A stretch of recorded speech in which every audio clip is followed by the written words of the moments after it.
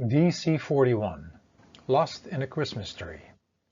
Soul-touching and life-enhancing stories. Lost in a Christmas Tree. A Christmas Story. It was late at night. Everyone had gone to bed. But Gerino, a boy of 7 with long curly hair and blue eyes that could see everything, so his mother says, was still awake. He couldn't fall asleep and decided to go downstairs and sit by their beautiful Christmas tree. The last weeks had not been easy for him, as he had heard a lot of arguments in the house, and even playing with some of his friends had not been fun. Everybody seemed so serious and stressed.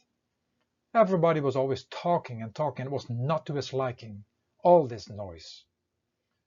Being by himself in the living room, he could hear the silence, and it was a special moment for Gerino, just sitting and gazing at the tree. He focused at different areas of the tree, and then again he looked just at one of the ornaments. It was as if the lights were traveling through the tree, like he was traveling through it within his mind. Thoughts of wonders and adventures entered his heart, and Gerino entered a state of trance and dream. As he was staring into the Christmas tree, suddenly the tree was lit even more up by little red lights, unlike the white ones they had put up. When his eyes grew used to the light, he found himself staring at a magical world. Elves were flying around and in and out of the tree, and he could see everywhere little folk that had their homes inside the shining ornaments. Rope ladders and hanging bridges made of wood and rope were going from one house to another, forming a kind of huge village. Fun was to look at the really fit ones, who were making their way through the branches like little Tarzans. At that moment, Gerino realized that he had become as small as all of the little folks he had been watching. And not even a split second later, he looked up, and one of the little folk coming down at a high speed attached to a bungee cord picked him up under his arms. Up he went through all the branches that magically didn't touch him. The individual holding him suddenly dropped him and disappeared. He had been dropped at one of the balconies of the ornament houses. "Welcome, Gerino," spoke a gentle voice. He turned around to find the mystical figure stepping out of the house. "I am Riax, your guide." In Gerino's mind, he looked more like a magician than a tour guide. He was wearing a long blue robe with sparkles on it that made it look like you were looking into the stars. "Guide?" asked Gerino. "Yes." "Are you not here to see Santa?" I don't know. Am I?" "Doesn't everyone want to meet Santa?" "Yes, of course." "Okay, then listen." Correction. First let's eat. Riax waved with his hands, and there it was. A dining table full with chinaware and crystal glasses was standing in front of them. Elves were flying in with dishes with delicious foods. "Have a seat, eat, and listen, please." "But first give me your invitation." "Invitation?" "Yes, your invitation to visit Santa." I don't have an invitation. How can I? I told you that I even didn't know that I was on my way to visit him." Oh yes, I forgot that you forgot." Riax took a megaphone and screamed, "One invitation, please." It echoed through the trees, and then another bungee cord jumper came down from up above and handed Riax an over-dimensional invitation. "Here's your invitation. Write your name and give it back to me." As soon as Gerino had filled in his name and given back the invitation, Riax folded it up into an airplane and did send it off into the tree. Hopefully it will reach Santa, otherwise we are in trouble." He looked at Gerino and spoke, "And you need different clothes." In seconds, elves were flying in and measuring him, and again seconds later Gerino was standing dressed up in a colorful harlequin outfit. After they finally ate, Riak said, "Look inside the tree. What do you see?" Gerino focused his attention and saw in the far distance a mist of orange colors. "There is something, but I cannot clearly see." "You have to get there in order to get to Santa. But there is only one long and narrow bridge between this and that world. Go around and seek this entrance and make your way to Santa." Gerino thanked Riux and made his way over the hanging bridges, seeking the long and narrow bridge, being the entrance to the other world. Whenever he encountered an inhabitant or passed one of the many magical homes of the folks, he received gifts. At one point he could not carry them anymore and he was offered a bag to hold them all. His pockets were filled, and more was given to him while searching for the entrance. Here and there he stopped as he was offered some food or took a short nap. While walking he asked himself what was going on, but something inside made him stop questioning and he just continued. The red lights and the magical homes gave him a protective feeling, and at the same time he felt rich, as these gifts he received must have been worth a fortune. After a long time he finally found the long, old and narrow bridge, which was the only entrance to the orange misty-looking realm deep inside the tree. Gerino sat down as he needed to make a decision, as he had to leave all the gifts behind. To get over this fragile bridge, there was no way he could take anything with him. It became clear to him what was more important. He left everything behind and walked carefully over the high and fragile bridge. Slowly he was walking out of the red realm into the orange mist, and everything became more visible.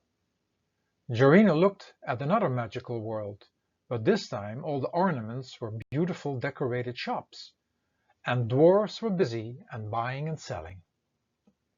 Again, the connection between all the shops and the different branches were hanging bridges. At the back of the shops he noticed long swirling slides, which he first thought was like an open sewage system. The street lights were of the color orange, which created the mist, which he had seen before entering this world. Gerino started to venture around.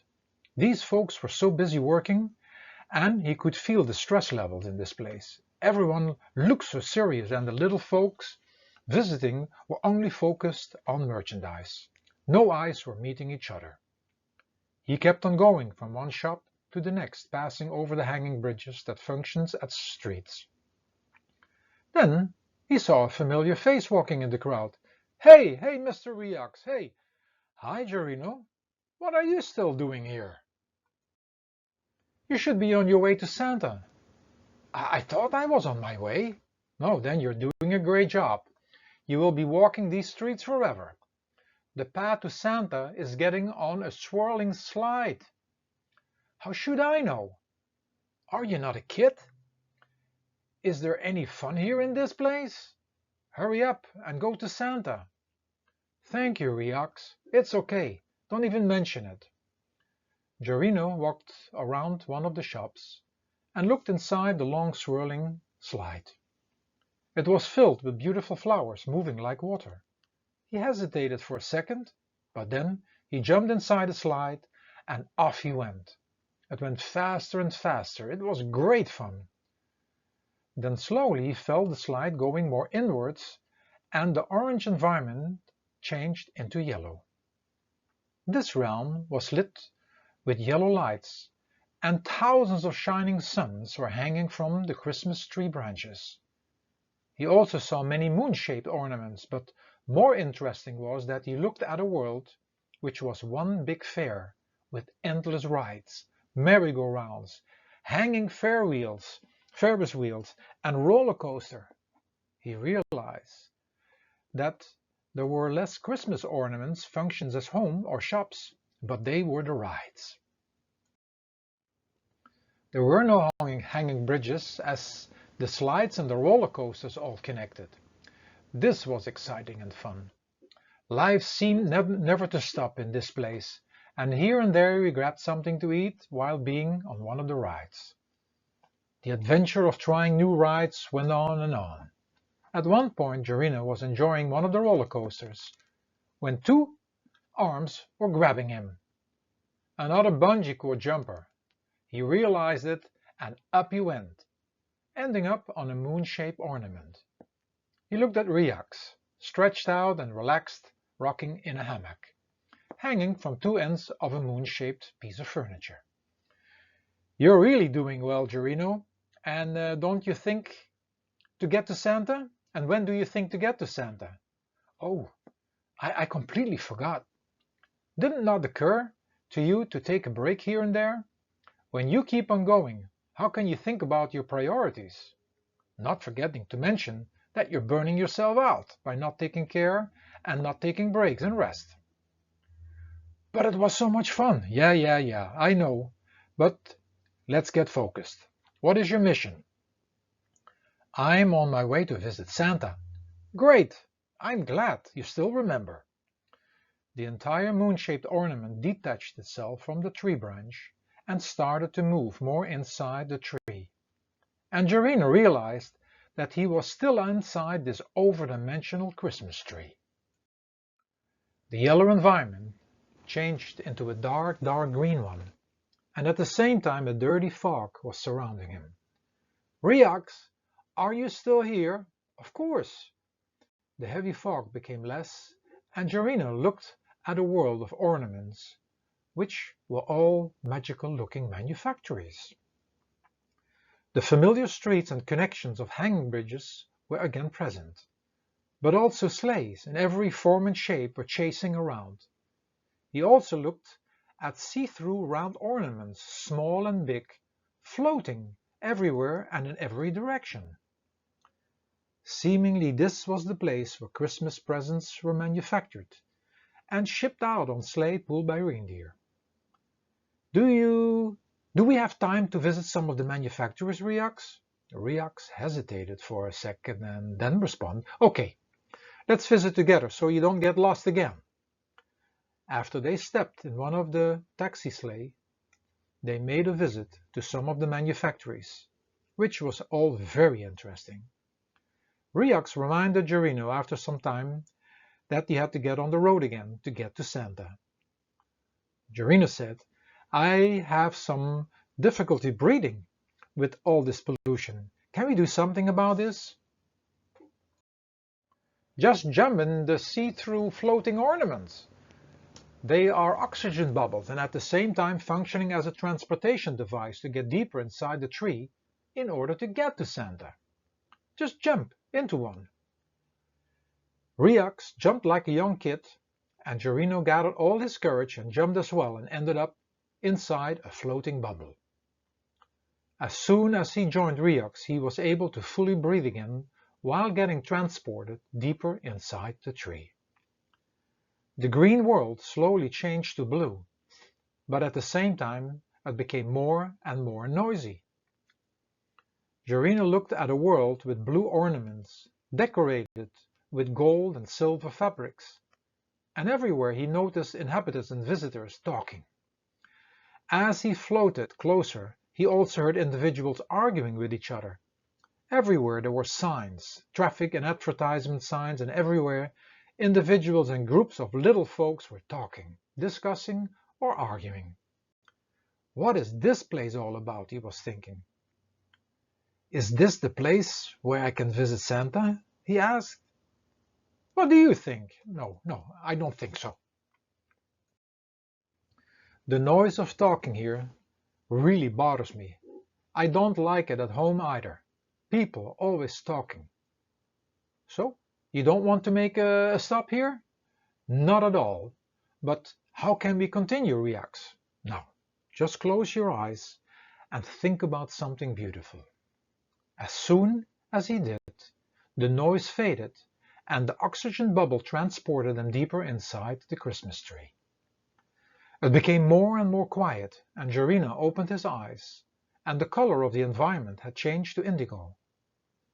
Instead of the usual magical ornaments, he now looked at stars.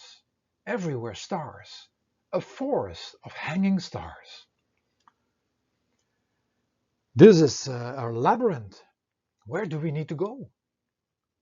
You don't worry, Gerino. Am I not your guide? Sorry, Riax. Don't you sorry for, I know you will forget again. Just close your eyes again. Okay. They drifted through and in between the uncountable stars, and again deeper inside the tree. After some time, Gerino opened his eyes and noticed that the stars slowly disappeared, and where they were now facing a jungle of violet-colored angel hair.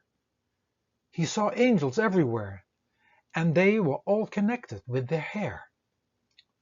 There is no way we are getting through this, Riax. We will not, as long as you do not focus where you have to focus on. Gerino got the message, to trust his guide, and then focused only on wanting to see Santa. He had no idea how long he had been in meditation when he heard a popping noise. He opened his eyes. Seemingly the oxygen bubble had popped.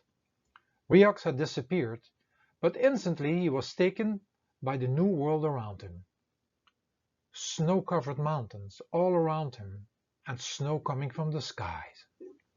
He looked at lakes with enormous white swans inside, sleighs pulled by reindeer moving through the snow and in the sky, all going in one direction, towards an enormous ice palace. Strange, he thought, it is not cold at all here. He touched the snow and felt the snowflakes on his face. Nothing was cold. An empty sleigh stopped right next to him, and Gerino stepped in. Within no time, they entered the huge ice palace doors. Elves were everywhere, and the sleigh went right up to the biggest room of the palace. He could see Santa and his red and white outfit, but his back was turned to him. He was busy talking to some elves. The sleigh stopped, and Gerino stepped out.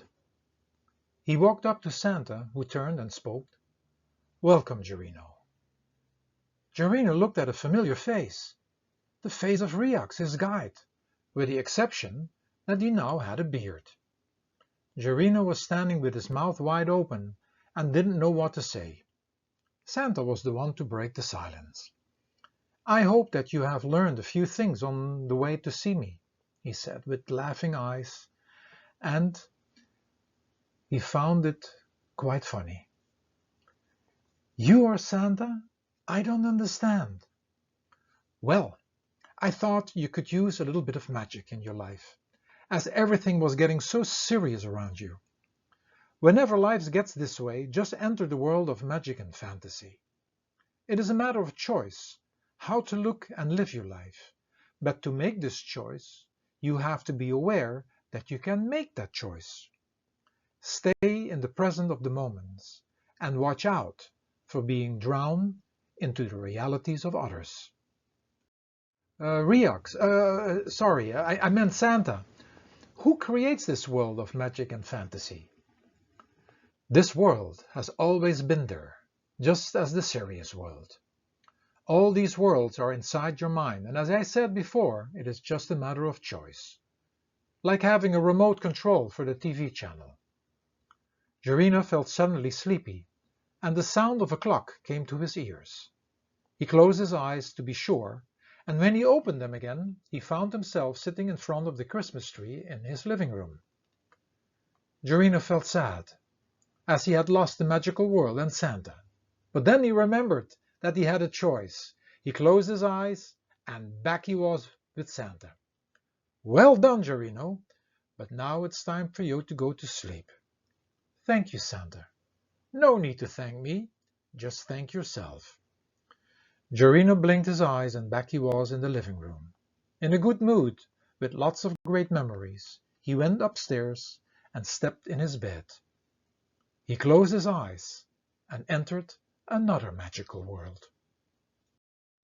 What the story could bring us. Many times in our life we have a destination or end goal in mind, But very few will manage to get there, as we so easily get distracted, lose focus, and even forget about the destination or the end goal.